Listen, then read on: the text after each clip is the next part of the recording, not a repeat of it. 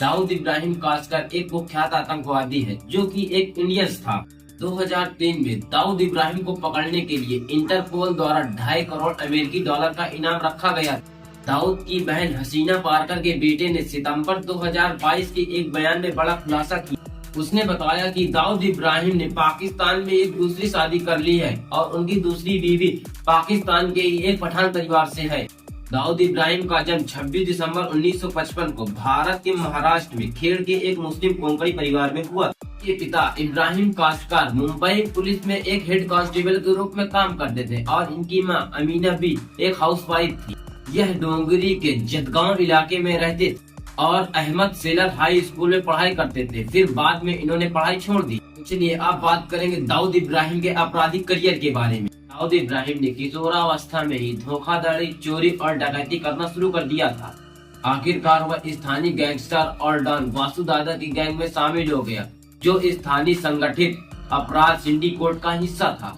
1970 के अंत में दाऊद इब्राहिम वासु दादा की गैंग से अलग हो गया। गैंग से अलग होने के बाद दाऊद इब्राहिम ने अपने बड़े भाई शब्बीर इब्राहिम कासकर के साथ अपनी खुद की एक गैंग बनाई। दाऊद का विरोधी पठान गैंग द्वारा शब्बीर की हत्या के बाद वह अपनी गैंग का एकमात्र मालिक बन गया, जिसे डी कंपनी के नाम से जाना जाता है। वह मुख्य रूप से सोने की तस्करी, रियल एस्टेट, जबरन वसूली और मादक पदार्थों की तस्करी में शामिल था। समद खान की हत्या के लिए मुंबई पुलिस द्वारा वांछित होने के बाद वह 1986 में भारत से दुबई चला गया। बाद के वर्षों में उन्होंने अपने दूसरे इन कमांड छोटा राजन की मदद से अपनी गैंग का और विस्तार किया। दाऊद इब्राहिम की गैंग में 5000 से अधिक लोग शामिल थे। 1990 की शुरुआत में दाऊद इब्राहिम की गैंग दसियों करोड़ों रुपए का राजस्व बना चुकी थी।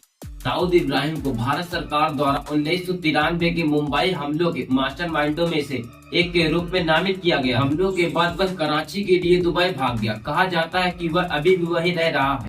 दाऊद 1993 में मुंबई बम धमाकों का मास्टरमाइंड था। 2003 में भारतीय संयुक्त राज्य सरकारों ने इब्राहिम को वैश्विक आतंकी घोषित किया।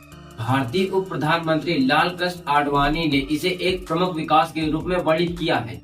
दाऊद इब्राहिम वर्तमान में भारत की मोस्ट वांटेड लिस्ट में शामिल है। जून 2017 में एक सार्वजनिक प्रवचन में राम जेठमलानी की पुष्टि की कि बम धमाके के बाद दाऊद इब्राहिम ने उन्हें लंदन से यह कहते हुए बुलाया था कि वह भारत आने और मुकदमा चलाने के लिए तैयार था, लेकिन सिर्फ एक शर्त पर, उसे किसी तीसरे व्यक्ति के अधीन नहीं किया जाना चाहिए। जेठमलानी ने शरद पवार को यह बात बता दी थी, लेकिन सत्ता में बैठे राजनेता इस प्रस्ताव से सहमत नहीं थे। जेठमलानी का कहना था कि दाऊद की वापसी की अनुमति देने से इनकार करना उनके डर का एक कारण था कि उनके रहस्यों का उजागर कर देगा। चलिए अब बात करेंगे दाऊद ने किस उम्र से आपराधिक जीवन में कदम रखा था। दाऊद इब्राहिम की हरकतें देखकर उनके पिता ने पहले उनको समझाया, लेकिन जब दाऊद इब्राहिम ने जुर्म का रास्ता नहीं छोड़ा तो उनके पिता ने उनको घर से निकाल दिया था। इसके बाद वह करीम लाला की गैंग में शामिल हो गया था। 1980 उस वक्त मुंबई में करीम लाला और हाजी मस्तान की गैंग का राज था। दाऊद इब्राहिम ने इन दोनों गैंगस्टर को पीछे छोड़ दिया और जुर्म की दुनिया का बेताज बादशाह बन गया था। दाऊद इब्राहिम के पिता को थाने में वफादार पुलिस वाला कहा जाता था और उनकी नेकी के किस्से हर जगह सुनाए जाते थे। दाऊद इब्राहिम के पिता को उनके ही बेटे का केस छानबीन के लिए दिया गया। उन्हें हर तरह से छानबीन शुरू की और दाऊद के बारे में पता लगते ही अपने 2 साथियों के साथ जाकर उसको गिरफ्तार कर लिया था। इस तरह से पिता ने ही दाऊद इब्राहिम को पहली बार हथकड़ी पहनाई थी। यह मामला पुधोनी पुलिस स्टेशन में आज भी दर्ज है। इतना ही नहीं, उसके पिता ने उसके बाद बेड से दाऊद की खूब पिटाई की थी। तो चलिए अब बात करेंगे दाऊद इब्राहिम की प्रेम कहानी के बारे में।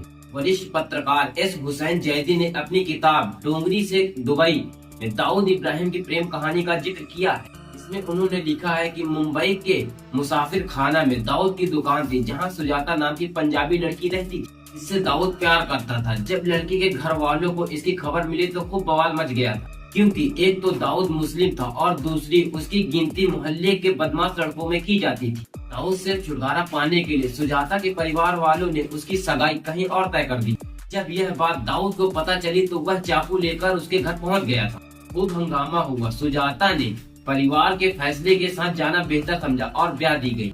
तो चलिए अब बात करेंगे दाऊद इब्राहिम दुनिया की मोस्ट वांटेड लिस्ट में कैसे पहुंचा। 2011 में फोर्ब्स मैगजीन ने दुनिया के टॉप 10 क्रिमिनल की लिस्ट जारी की, जिसमें दाऊद को दुनिया का मोस्ट वांटेड क्रिमिनल माना।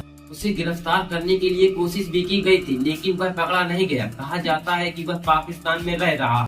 12 मार्च 1993 को मुंबई में बम धमाके हुए थे, जिसमें 257 लोगों की मौत हुई और 700 लोग घायल हुए थे। इन धमाकों के पीछे गैंगस्टर दाऊद इब्राहिम का हाथ बताया गया था। आपको बता दें कि मुंबई में हुए हमले से पहले ही दाऊद दुबई में रहने लगा था और वहीं से मुंबई पर राज करता था और कंट्रोल भी करता था। दाऊद का कुल 13 लोगों का परिवार था, जिसमें 7 भाई और 4 बहनें थी। दाऊद के भाई शब्बीर इब्राहिम कासकर की 1983-84 गैंगवार में मौत हो गई थी। दाऊद के एक और भाई नूरा इब्राहिम कासकर की भी मौत पाकिस्तान में हो चुकी है। दाऊद का भाई इकबाल कासकर थाने के जेल में बंद है और उसका बेटा रिजवान मुंबई के आर्थर रोड जेल में बंद है। दाऊद की 4 बहनें फरजाना तुंगेकर, हसीना पारकर, इन दोनों की मौत हो चुकी है। 2 और बहनें मुमताज शेख और सईदा पारकर अभी भी जिंदा है। दाऊद के मुंबई से जाने के बाद उसका कारोबार बहनोई इब्राहिम पारकर संभालने लगे थे, लेकिन अरुण गवली गैंग ने उनकी हत्या कर दी थी। उसके बाद इस कारोबार को हसीना पारकर ने संभाला, लेकिन उनको दिल का दौरा पड़ने से मौत हो गई। दाऊद ने 2 शादियां कर रखी हैं। उसकी पहली शादी महजबीन से हुई है। इस शादी से दाऊद के 3 बच्चे हैं, जिनमें 2 बेटियां और 1 बेटा है।